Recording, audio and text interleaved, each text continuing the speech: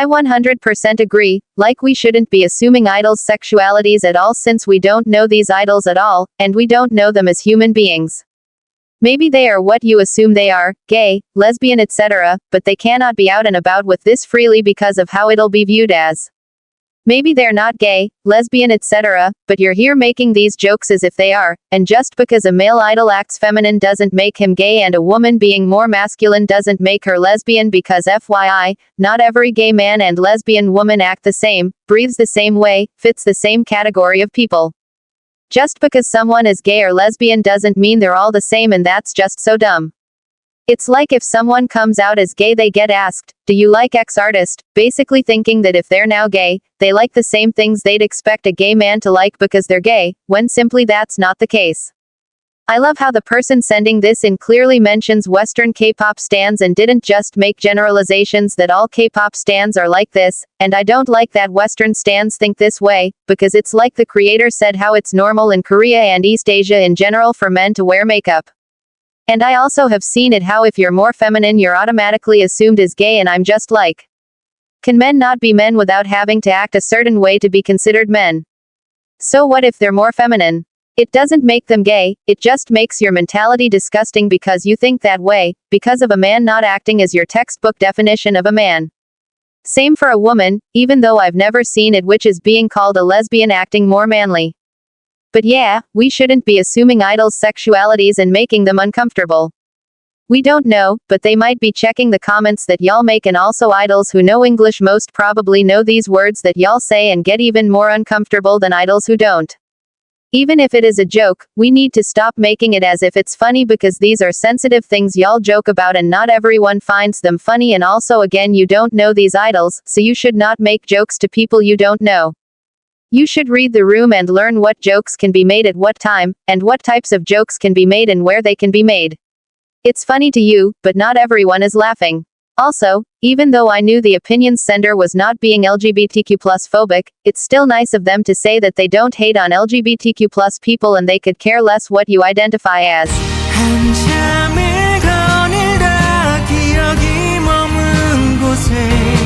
I don't really agree that Blackpink is a joke because as a group they could be shining, but the music stopped musicking that much after DD You Do. Like, have you seen how much better creatively they shine as soloists? I feel like YG was holding them back creatively, and since they saw the popularity of DD You Do, they tried to replicate that same formula. I agree with the support for the group despite them saying the N-word and people saying, I don't support racist people, like, if this person said this in the opinion then people must be saying it. How can someone blast Blackpink's music when making the contradictory statement of not supporting racist people despite Blackpink's racism with the example of the N-word they've said? I don't know which members said it, but I've heard about it.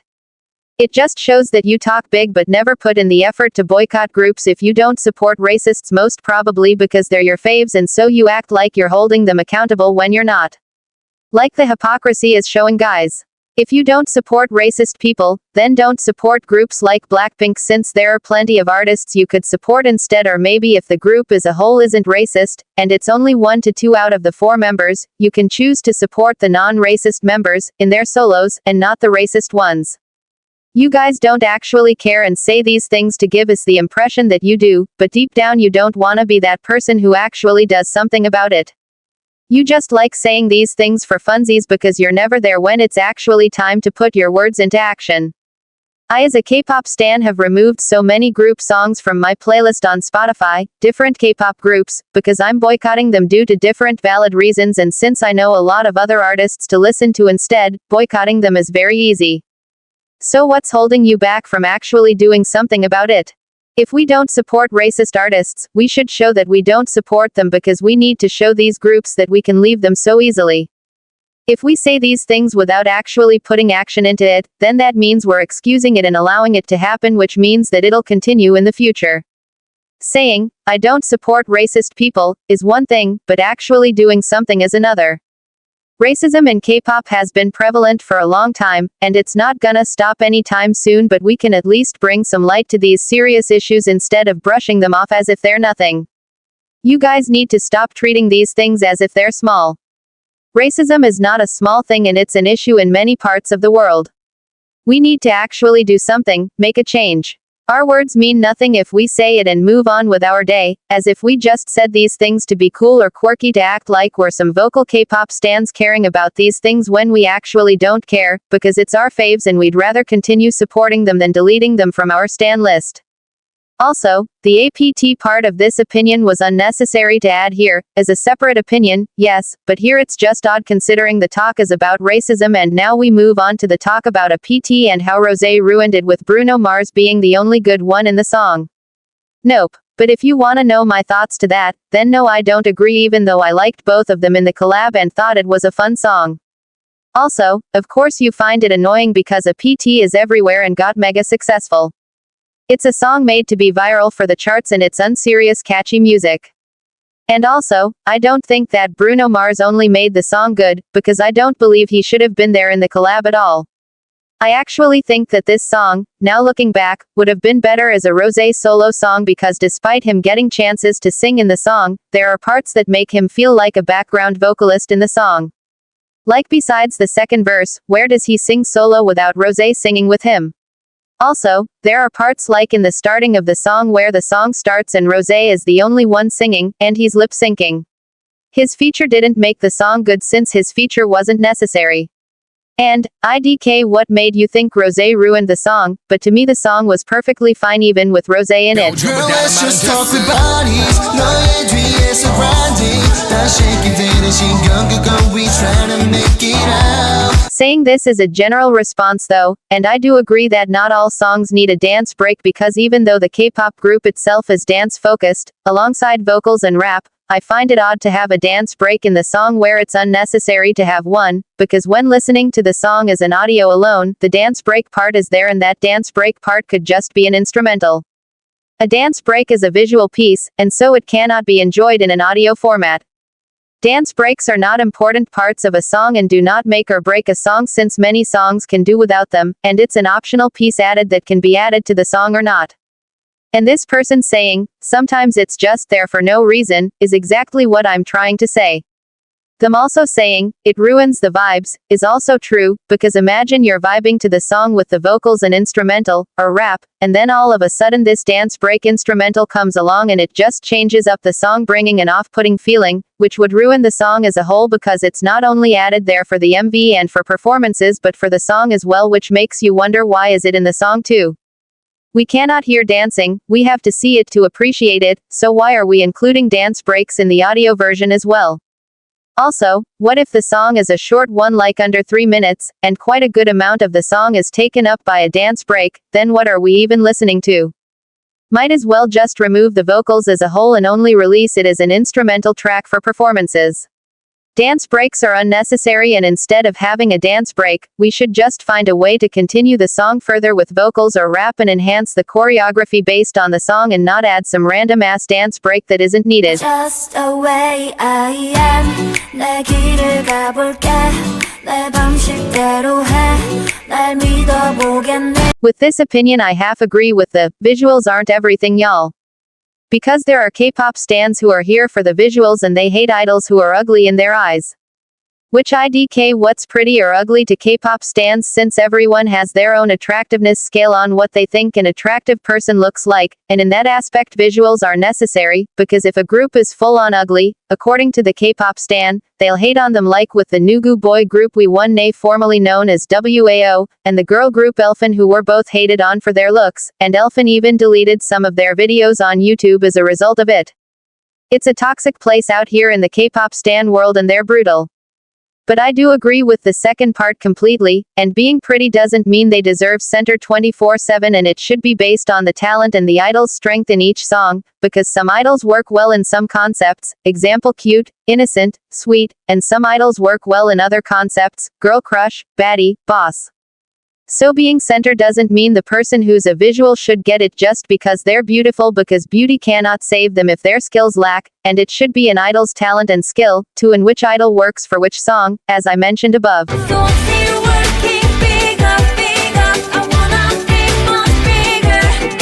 Yes, I don't understand why people call idols in their late 20s, basically 30s old, as if 30 is an ending point for being an idol. Girl, they're 30, not a senior citizen who retires because of weakening health and body due to aging. The part where they say, they got more stage presence than half the rookies, is half true, half false.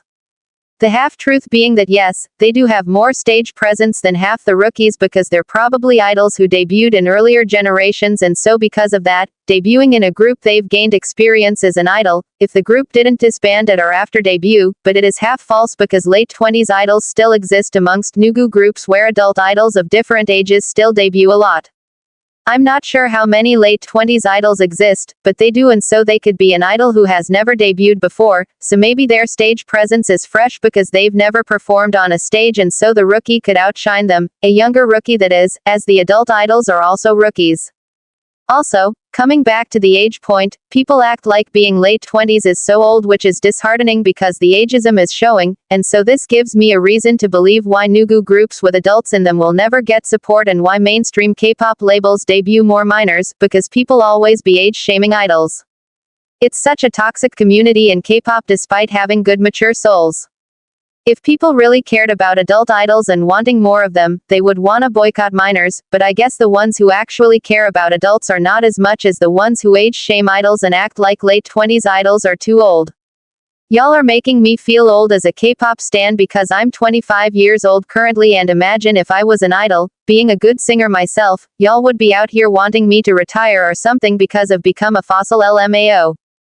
But yeah, stop age-shaming idols, because it's better to be an adult in the industry who can try and make informed decisions because they're more developed in the brain and thinking department compared to a minor who shouldn't be facing the harsh, toxic and exploitative reality of the K-pop industry. Look at me, bring me a new me, yeah. Look at me, bring me a bad. Yes, not everyone needs to be an all-rounder, because having someone who is trying to be good at everything makes them a robot.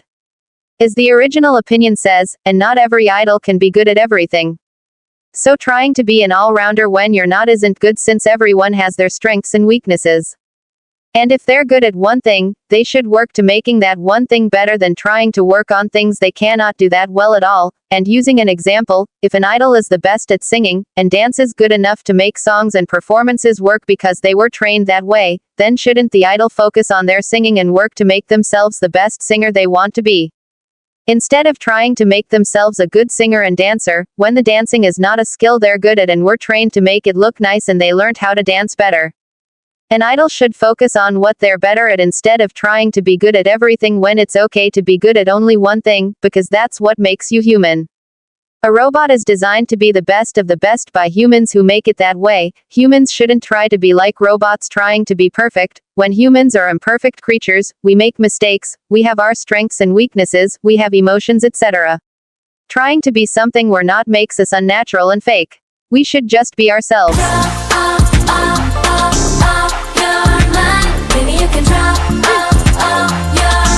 Yes, I agree, because even though having a storyline or theme is good, I don't think it's that necessary to have one, since K-pop is a music genre and we're here for the music and not for the theme the music is based around. Also, what if a K-pop group has an amazing storyline but the music falls short in terms of trying to match the energy of the storyline? Then what? This shows that the company had amazing ideas for the storyline. For example, the story is something epic, but the group cannot give that same epic energy because their vocals cannot reach that level, or maybe the group don't sound good vocally and so the company has to over-edit their vocals, going back to the other opinion about over-edited vocals, and the song just has so much of auto-tune, vocal editing, vocal effects and mixing that the song becomes unlistenable. The storyline and concept came out amazing, but it was just that the company chose it for their group who are the wrong members who cannot do the storyline justice musically. So, I agree in this sense, and the group should just do regular poppy music that works. And just focus on making safe but good music that doesn't go all out because the storyline did so, because the storylines for groups have to be well thought of depending on the strengths and weaknesses of the groups to see what works for them and what doesn't, if they're given a storyline, otherwise it just becomes a big mess if the group cannot provide sonically the same type of sound as the energy of the storyline. Be normal, simple, plain, but be good. Don't try too hard at something that will not work out.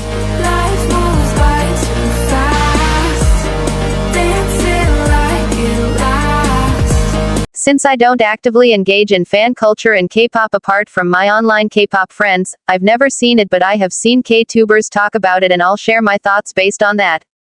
Also, forgot to mention that I agree with this. I don't understand stans need to be overprotective of faves like they know the idols personally. You as a K-pop fan do not need to defend your faves with your life, and that if they did something wrong, like the opinion sender said, and the wrong is not just stans finding a reason to hate on the idol but actual wrong, then why do you need to defend them so much? Admit that they did wrong, because if you keep treating them like children and defending them as if every wrong they come under is a mistake, then how are idols gonna actually learn anything from this? The fans, in my opinion, are the only ones who can show idols what they did is wrong and why, since K-pop companies don't teach their idols these things if that wrong thing is per se racism or cultural appropriation, which keeps happening over and over again and will never stop. You guys defending your idols even when they're in the wrong shows that you care more for people who you don't know who are playing a fake, all the time happy character to please you rather than for the actual issue itself. You've never met the idol personally, so why are you so attached as if they're a family member to defend through thick and thin? How are these idols gonna ever know their wrong is wrong if they're defended through even their mistakes?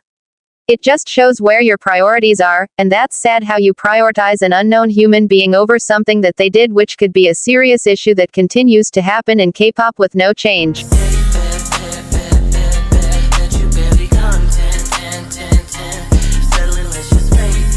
Yes, exactly. I've seen this with Stray Kids and how they keep releasing new music so quickly. It's not good to be releasing so many comebacks with title tracks and B-sides, because it's overworking with you singing and dancing and rapping a lot without giving your body a rest, including shooting the MV, doing performances and promoting the song in other places, and also the many dance challenges with other idols. You never get a chance to have a break.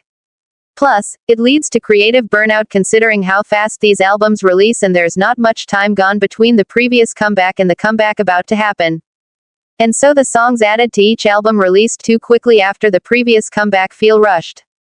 Unless these songs are already songs made from before and kept in like a saved folder for future usage.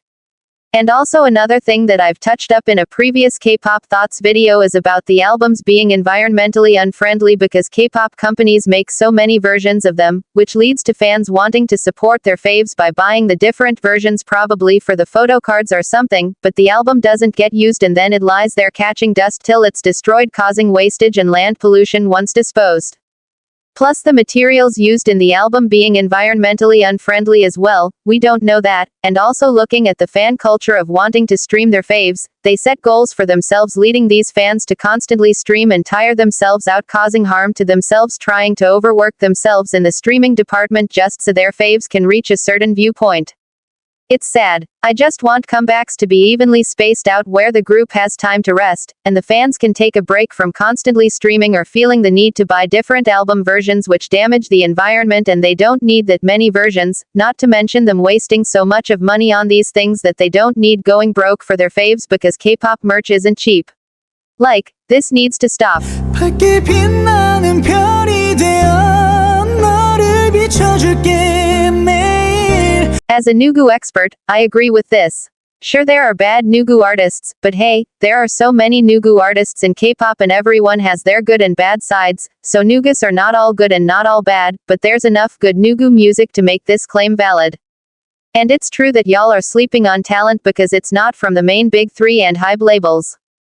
Like Medic Jin from disbanded girl group Girlkind. 그냥 오늘은 하고 싶은 말을 할게 더 이상 미안하고 싶지 않아 내일은 새롭게 QOS, the disbanded trio girl group, the original three-member lineup.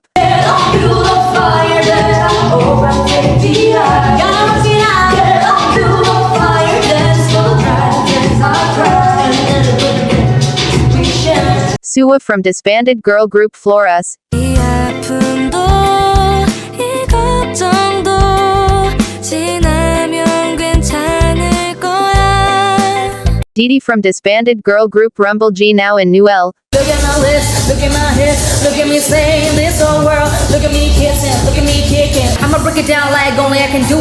Bitches talk shit but they never come through. Wanna come through but leave it's over. Wanna be around me better get the cold shoulder. As examples, and these talented idols get forgotten due to company lack of funds to get them into the spotlight, but also due to K-pop stans who don't like checking out any groups other than bigger company ones that are hyped pre-debut. And because this occurs, I've said this before a lot, people end up complaining a lot about K-pop because their view of K-pop is only popular and mainstream groups. They miss out on the amazing Nugu, unpopular groups' music that they can easily find with a simple specific search, but no.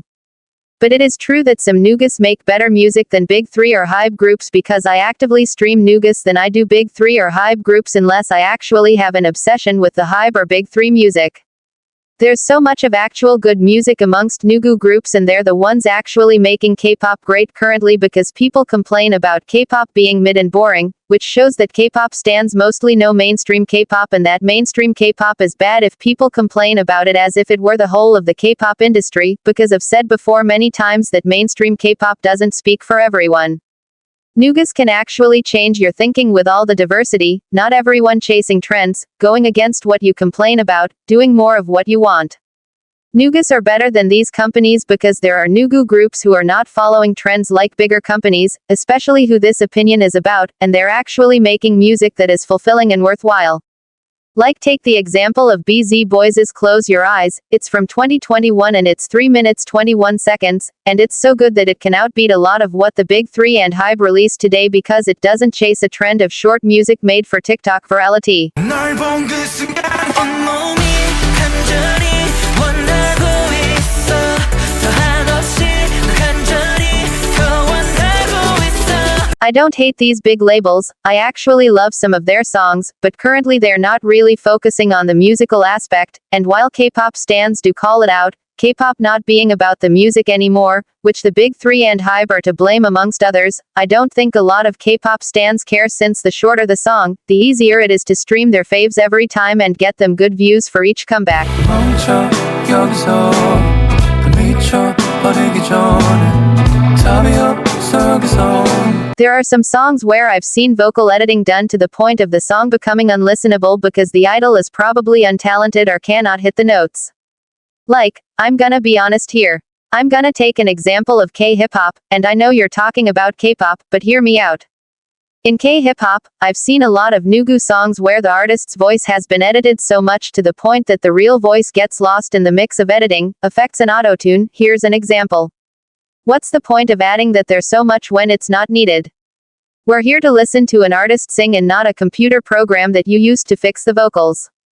Vocal editing is meant to enhance a song and not change it completely to sound like something it's not.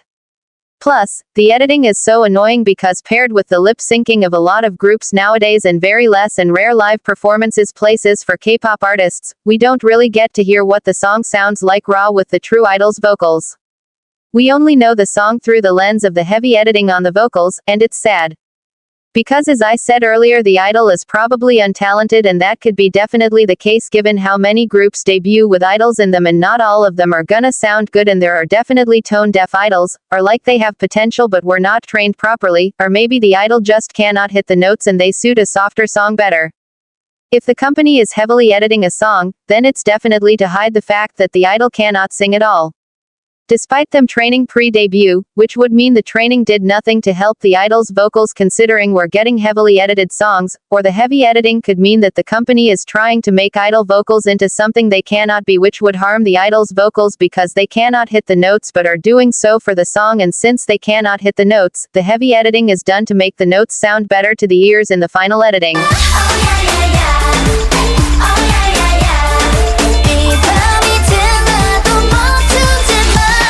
It's only fun if all the members can pull it off. I've talked about this before about when a company switches a group's concept, and let me just say it again. If all the members can pull it off, then it's fun. Otherwise, if a concept only suits some members and not all, then it just feels awkward if done as a song. Looking back at the point about storylines which I responded to, I talked about how it has to be well thought out depending on the strengths and weaknesses of the groups to see what works for them and what doesn't, and it works here too.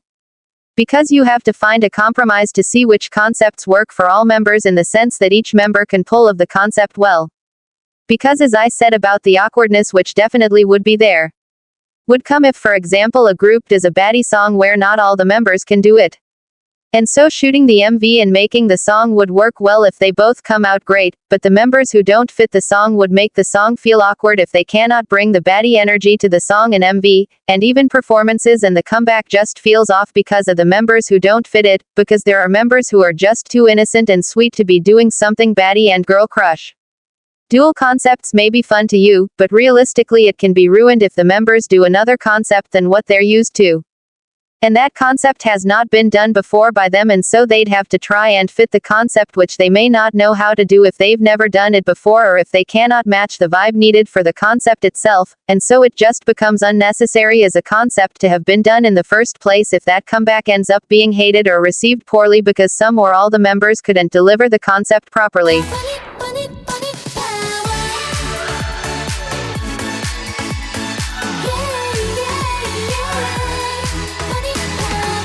I have seen some cute and unique group names and stage names, but in actuality I don't agree, because to me having a cute and unique name even as a stage name may be something nice, but how are people gonna search you up if your name is cute, unique but nothing easily search upable?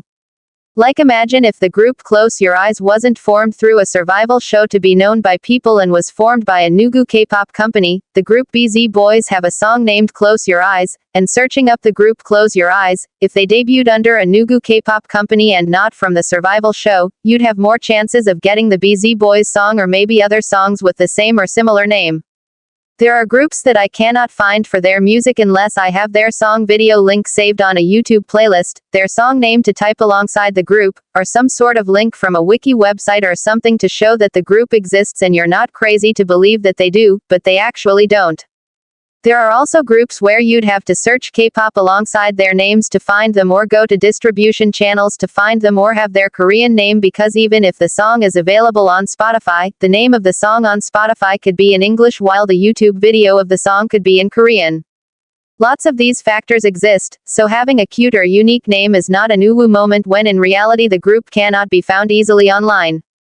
The same is with K-pop idol stage names. Do you think you can find 10 easily on Google Images without having to type K-pop or NCT after his name without getting the number 10? Same with Momo from Twice, without getting the food. Her name is not mentioned in the sender's opinion, but it's an example. Also, what about different artists having the same name or stage name? The person you're looking for might not come up because another person with the same name comes up instead. For example, quite a few Jimins exist in the Korean music industry. I know I bursted your bubble with this take, and I'm sorry, but I had to. I cannot just react to K-pop opinions and not go in depth as I do nowadays. 우린 어차피 그렇게 끝날 거였나 봐. 그렇게 될 사랑이었나 봐. People say certain groups fell off or had a downfall, like ITZY for example, and I can see why y'all say that, but groups like ITZY can never fall off because no group debuting under the big three K-pop companies and or maybe HYBE, can fall off or have a downfall just because you see certain songs of theirs not being as popular as their previous songs that you see as massive. Like what the heck are y'all doing saying someone like ITZY fell off?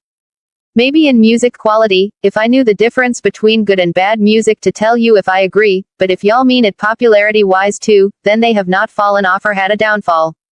Y'all literally make opinions videos, and talk about how ITZY fell off, which means y'all are bringing them into conversation, which in turn is talking about them, which in turn shows that they haven't fallen off because y'all haven't forgotten about them.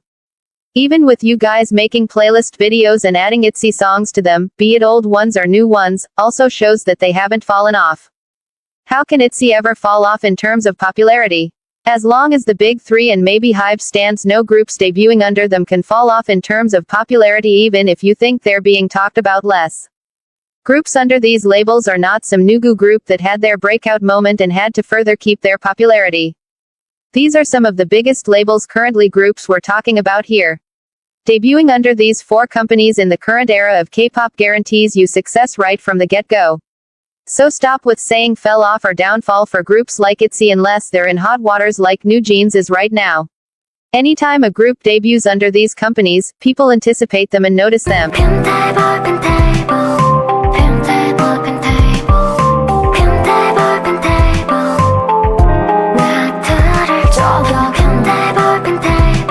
Attract is not completely terrible now that I've seen Kina stay. She may have been exposed to some information about the controversy that she didn't know before, which made her see things differently.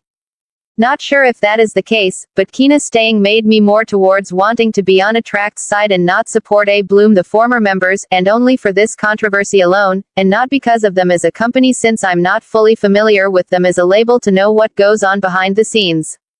I only choose to give support to Attract and support 50-50 simply due to Kina not leaving with the others, which I noticed, and to me that is logical in my reasoning to support them, because if I were to support A Bloom, I would have no reasoning as to why I support them. I as a channel and K-pop stan want to give my honest thoughts, and if my honest thoughts come off as wrong, then you guys can correct me. I don't want to blindly support anyone if I don't have a logical reasoning as to why I support them.